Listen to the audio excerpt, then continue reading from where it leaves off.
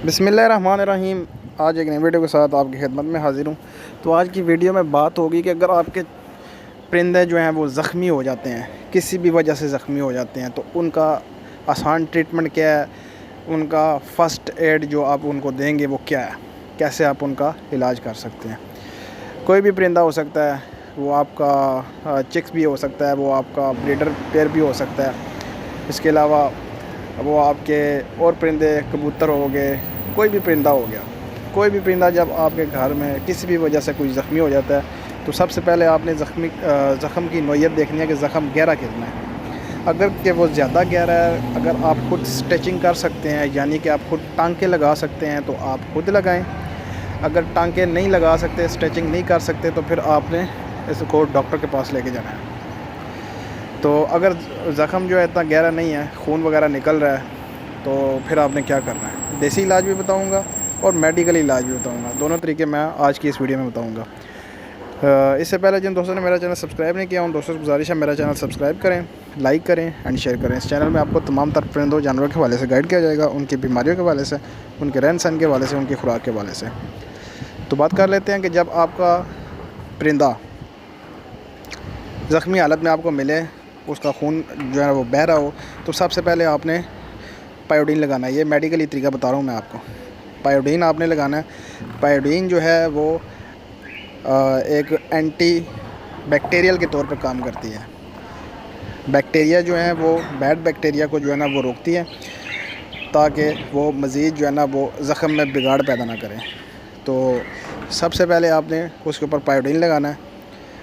रुई की मदद से आपने अच्छे तरीके से उसको पायोडीन लगा के ऊपर से आपने पट्टी वगैरह कर देनी है उसको। बाज़ परिंदे ऐसे होते हैं जैसे कि टांग पे या उनके परों में कोई जो है ना वो प्रॉब्लम आती है, ज़ख़म आता है, तो वो फिर बाद में जो है ना वो उसके ऊपर ख़ारिश करते हैं। जब आप उसकी मेडिकल तरीके से इलाज करते हैं, मेडिकेशन करते हैं, तो वो बाद में उसको खुरच के वो जो है ना वो और ज़ख्मी कर देते हैं, जिसकी वजह से वो ज़ख़म ठीक होने नहीं पाता।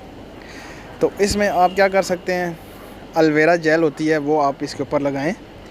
वो एक कड़वी सी होती है एलोवेरा जेल। तो वो जब भी परिंदा जो है ना वो ख़ारिश करेगा या ऐसा कुछ मसला आएगा उसमें, तो वो ख़ारिश करेगा, तो वो कड़वी लगेगी उसको, तो वो उस जगह पे दोबारा ख़ारिश नहीं करेगा।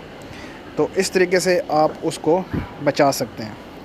दूसरा तरीका ये है कि आप उसके गर्दन में जो है ना वो कॉलर बना के डाल दें। एक्सरे की मदद से जो है ना वो किसी प्लास्टिक का कॉलर बना के वो उसकी गर्दन में डाल दें, तो इससे भी वो ख़ारिश कर नहीं पाएगा।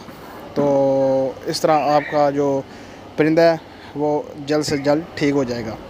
और साथ में आपने इसको ब्रोफिन के सिरप के 2 कतरे ज़रूर देने हैं अपने परिंदे को, ताकि वो दर्द की वजह से, तकलीफ़ की वजह से बुखार उसको ना जो है ना वो चढ़ जाए, बुखार में वो मुब्तला ना हो जाए या उसको मज़ीद ज़्यादा तकलीफ़ ना हो।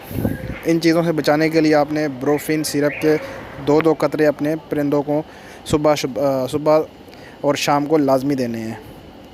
ये तो था अब मेडिकली तरीका। अभी आपको मैं देसी तरीका बताता हूँ जो घर में आप जो है ना वो इस्तेमाल कर सकते हैं। अगर आपके पास पायोडीन नहीं है, तो फिर आपने क्या करना है, फिर आपने सरसों का तेल लेना है। सरसों के तेल में आपने हल्दी डालनी है और उसको आपने हल्का सा गर्म कर लेना है। नीम गर्म करके उसको अच्छी तरीके से आपने हिला लेना है, वो पेस्ट बन जाएगा। उस पेस्ट को आपने अपने परिंदे के जहाँ पे भी ज़ख़म आया है, लेग पे आया है, बाजू पे आया है, परों के अंदर आया है, किधर भी आया, आपने उधर अच्छे तरीके से उसको माल देना है, अच्छे तरीके से उसको लगा देना।